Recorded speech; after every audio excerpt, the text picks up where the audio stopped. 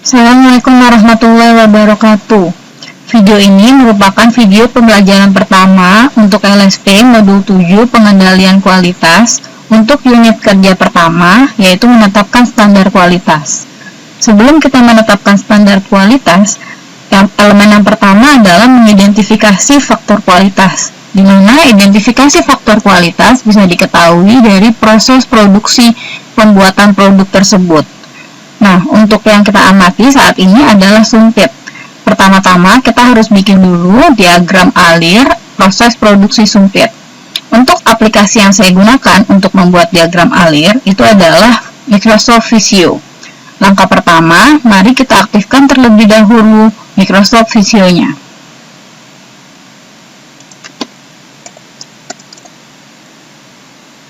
Kita pilih ikonnya dengan cara double klik. Setelah muncul tampilan awal, kita pilih Basic Diagram. Basic Diagram ini menyediakan toolbar-toolbar dasar untuk pembuatan diagram alir. Nah, toolbar-toolbarnya atau simbol-simbolnya bisa kita pilih di bagian sebelah kiri. Sebelah sini ada untuk rectangle, square, ellipse, circle sesuai dengan simbol-simbol yang akan kita gunakan nanti dalam pembuatan diagram alir. Langkah pertama untuk pembuatan diagram alir, karena nanti prosesnya itu panjang, kita ganti ukuran kertasnya menjadi portrait. Kita pilih design, kemudian di sini ada orientation, kita ganti portrait. Oke, setelah selesai, karena ini tampilan lembar kerjanya masih kosong, tidak ada alat bantu ukur, maka saya ingin menampilkan grid untuk mempermudah saya nanti dalam pengaturan tata letaknya. Kita pilih view, kemudian kita aktifkan grid-nya. Oke, setelah tercentang maka akan muncul garis-garis bantu di sini. Kemudian kita perbesar. Nah, sebelum membuat diagram alir, diharapkan para peserta mencari tahu dulu proses produksi pembuatan produk yang ingin diamati. Produk yang akan diamati saat ini adalah sumpit. Berdasarkan survei yang sudah saya lakukan, untuk memproduksi sumpit terdapat 12 proses yang dialami sampai dengan sumpit tersebut selesai dan dikemas dan siap dikirim untuk masyarakat. Mari kita buat diagram alir. Untuk proses itu dilambangkan dengan simbol rectangle. Maka kita pilih simbolnya dengan cara klik rectangle, kemudian kita drag sampai ke sheet-nya. Setelah selesai sampai dengan sheet-nya, kita atur perbesar atau perkecil sesuai dengan tulisan yang nanti akan kita buat. Diatur size-nya. Kemudian karena ini background-nya biru, supaya nanti mudah terbaca, kita ganti fill-nya jadi no fill. Oke. Nah, karena ini garisnya juga masih abu-abu, kita ganti line-nya dengan warna hitam dan kita tambahkan beratnya, ketebalannya jadi 1,5 supaya nanti bisa terbaca. Kemudian untuk melakukan penulisan, karena ini menggunakan aplikasi Visio, bisa dengan cara double klik. Oke, kita langsung masukkan proses yang pertama. Proses yang pertama berdasarkan survei dan video yang sudah saya lihat. Di sini adalah yang pertama adalah memotong bambu. Jadi bambu yang bentuknya tadi panjang-panjang itu dipotong menjadi beberapa bagian tertentu. Di sini ditulis memotong bambu. Oke, tulisannya masih putih, kita hitamkan dan kita perbesar tulisannya.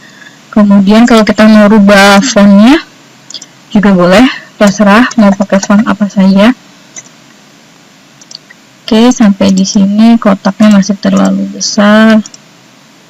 Kita kecilkan. Nah, supaya nanti sama untuk setiap prosesnya, kita lakukan copy paste untuk proses-proses lainnya. Tadi berdasarkan survei ada 12 proses, jadi kita paste sebanyak 11 kali.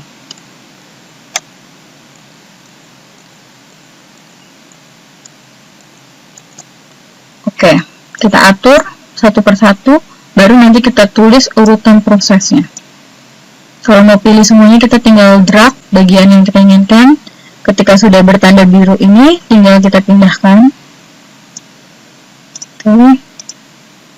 Kita atur letaknya, kita beri jarak supaya nanti ada ruang untuk pemberian arah panahnya.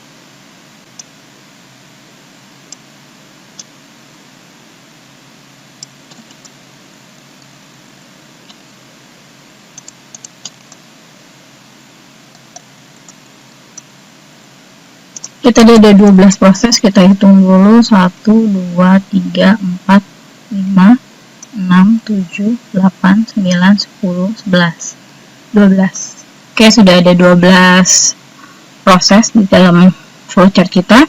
Kemudian kita tulis urutannya tadi setelah memotong bambu adalah membelah bambu tersebut menjadi bentuk kotak-kotak dengan lebar maksimal itu 2,5 cm. Jadi di sini masih membelah bambu dengan tadi lebar maksimal 2,5 cm. Kemudian di sini setelah membelah itu ada proses menipiskan bambu. Penipisan ini berkaitan dengan diameter, jadi nanti urat bambunya itu ukuran maksimalnya 2,5 mm. Selain menipiskan, juga sekaligus bersamaan dengan proses menghaluskan. Menghaluskan bambu di sini berfungsi untuk menghilangkan ruas-ruas pada bambu sehingga nanti sumpitnya itu tidak melukai penggunanya. Kemudian setelah menghaluskan bambu, proses selanjutnya adalah menipiskan kembali urat bambu yang tadi. Dan ini bisa diatur, untuk menipiskannya ini bisa diatur sesuai dengan standar yang sudah ditentukan oleh perusahaan. Kemudian setelah menipiskan bambu, selanjutnya adalah mencetak lidi. Jadi setelah diameter yang diinginkan sudah tercapai, selanjutnya bambu-bambu tadi dicetak menjadi sebuah lidi yang panjang-panjang. Jadi dia sudah berbentuk lidi di sini. Kemudian setelah berbentuk lidi, proses selanjutnya adalah menjemur lidi tersebut di panasnya matahari. Nah, proses ini sampai dengan kadar air yang diinginkan sudah sesuai dengan yang ditentukan oleh perusahaan juga. Setelah menjemur di matahari, selanjutnya adalah memotong lidi tersebut ke ukuran yang sudah ditetapkan. Ya, jadi nanti di sini memotongnya itu menggunakan mesin juga dan sudah ada ketetapan untuk panjangnya. Kemudian setelah memotong lidi, selanjutnya setelah memotong lidi itu selanjutnya adalah mengoven. Yang di oven di sini sudah berbentuk sebuah sumpit. Jadi di sini mengoven sumpit sampai dengan kadar airnya itu sesuai yang diinginkan dan warna sumpitnya di sini juga sudah sesuai dengan standar yang sudah ditetapkan perusahaan. Setelah mengoven sumpit, tahapan selanjutnya adalah menghaluskan sumpit tersebut. Ya, jadi di sini menggunakan mesin polishing, namanya nanti diayak-ayak, dihaluskan sampai dengan semua ruas bambu yang tersisa itu tidak ada lagi. Kemudian selanjutnya setelah menghaluskan sumpit tadi, selanjutnya adalah proses meruncingkan sumpit. Jadi yang proses ini diruncingkan bagian ujungnya supaya mempermudah kita dalam hal pengambilan makanan. Setelah meruncingkan sumpit, tahapan yang terakhir adalah mengemas sumpit tersebut dengan menggunakan mesin plastik atau injection. Nanti dia ada plastiknya yang sudah diletakkan, kemudian nanti dia akan berjalan secara otomatis sehingga sumpit-sumpit tadi terkemas dengan keadaan baik. Nah, mengemas sumpit ini juga merupakan tahapan terakhir dari proses produksi sumpit. Setelah selesai untuk tahapan proses produksinya, selanjutnya kita buat alirannya dengan menggunakan connection. Ya, di sini kita buat alirannya satu persatu. Kenapa kita gunakan connection? Karena kalau kita gunakan line, ketika nanti ada kotaknya yang berubah posisi, dia tidak akan ikut. Tapi kalau kita pakai konektor, misalnya kotaknya itu belum lurus, dia akan mengikuti si kotaknya, prosesnya. Ya, jadi itu kegunaan connection. Kita lanjutkan pakai connectionnya. Kita buat dulu semuanya, baru nanti di terakhir kita lakukan perubahan warna dan menebalkan panahnya. Cara menebalkan dan mengganti warna tinggal Ctrl A, kemudian kita pilih warna hitam. Kalau mau ditebalkan, kalau kita pilih Ctrl A, yang di dalam kotak juga berubah ya. Jadi tadi yang di kotak itu 1,5, berarti panahnya juga semua 1,5 spasi. Oke. Ini selesai untuk proses pembuatan diagram alir. Nah, tahapan selanjutnya adalah mengidentifikasi faktor kualitas. Seperti yang saya bilang tadi, bahwa di setiap proses mempunyai indikator-indikator kualitas. Nah, yang terpenting dari sebuah sumpit itu tadi bagian menipiskan bambu. Karena di sini ada menipiskan bambu yang kedua, ini ya, menipiskan bambu yang kedua. Ini juga sangat penting karena dari menipiskan bambu tadi itu berkaitan dengan diameter si sumpitnya. Ya, jadi penipisan bambu itu mempengaruhi untuk diameter dari si sumpitnya. Kemudian proses pencetakan lidi merupakan salah satu proses juga untuk mengukur panjangnya. Jadi nanti kalau ada kesalahan yang dilakukan oleh operator pada saat mencetak lidi, itu panjang dari sumpitnya tidak akan sama dengan sumpit yang lainnya. Ya, jadi untuk proses menipiskan bambu, kemudian mencetak lidi, kemudian memasang sumpit dan meruncingkan sumpit, itu juga merupakan salah faktor-faktor penting yang perlu diperhatikan supaya tidak terjadi proses cacat. Nah, pada saat menghaluskan sumpit, itu juga ada salah satu indikator untuk menyebabkan produk cacat. Nah, selanjutnya, setelah kita selesai proses produksi, kita beri nama dulu, batch-nya itu proses produksi.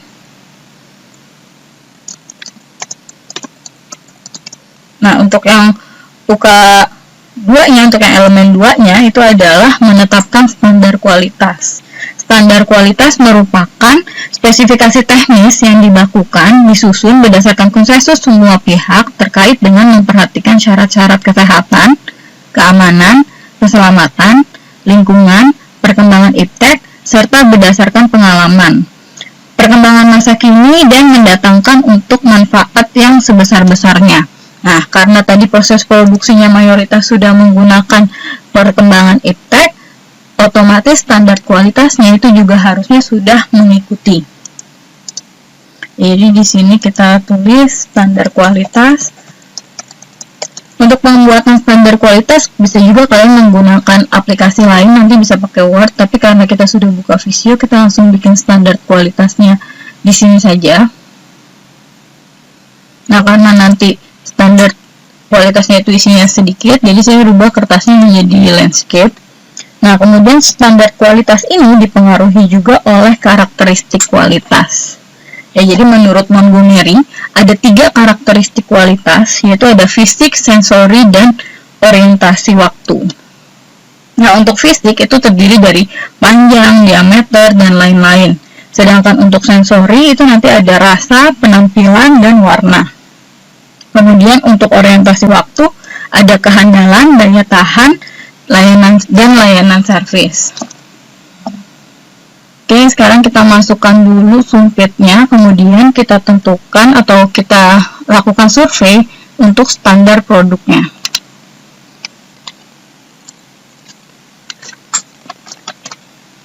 Caranya kita pilih insert, kemudian ada picture.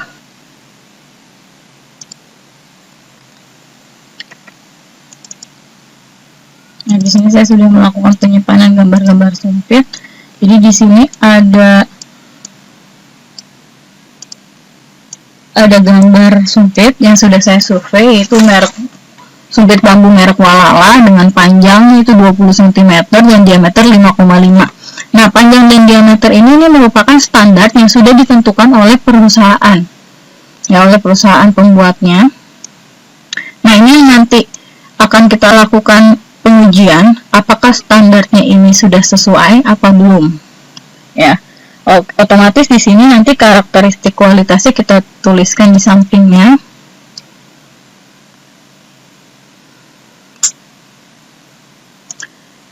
Tulis di sampingnya sini.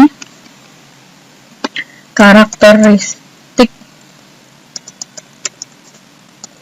kualitas yang akan diamati.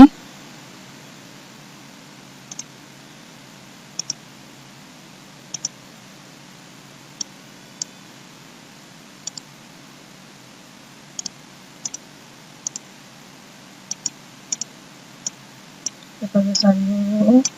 Ini karakteristik kualitas yang akan diamati yaitu ada dua, ada fisik yang menyangkut panjang dan diameter, kemudian ada sensori yaitu terkait mengenai kehalusan permukaan yang tadi ada ruasnya atau tidak, kemudian apakah permukaannya rata atau masih terdapat gumpalan, kita tuliskan kehalusan permukaan. Dan kemudian masih sensori juga yaitu warna dari sumpitnya. Nah, ini karakteristik kualitas yang akan kita amati untuk video pembelajaran selanjutnya. Nah, untuk fisik itu karena nanti bisa terukur gitu, bisa diukur dengan menggunakan alat bantu. Jadi di sini panjangnya kita tuliskan sesuai dengan informasi yang kita dapatkan dari perusahaan yaitu 20 cm. Kemudian untuk panjang itu 5,5 mm. Nah, di sini juga nanti akan ada tingkatan toleransi. Jadi harus ada toleransi karena tidak mungkin kadang-kadang pembuatan dengan mesin itu sama persis gitu. Jadi bisa ada plus minusnya juga. Oke, jadi kalau untuk panjang itu kita jadikan ke milimeter sekalian biar sama satuannya, jadi 200 mm. Kemudian di sini nanti akan ada toleransi. Nah, toleransinya itu kalau untuk panjang itu kurang lebih kita masukkan simbol untuk kurang lebihnya. Simbol. Kita cari more simbol. Kurang lebih ya ada. Kurang lebih 3 mm. Kemudian untuk diameter itu nilai toleransinya 0,1 mm.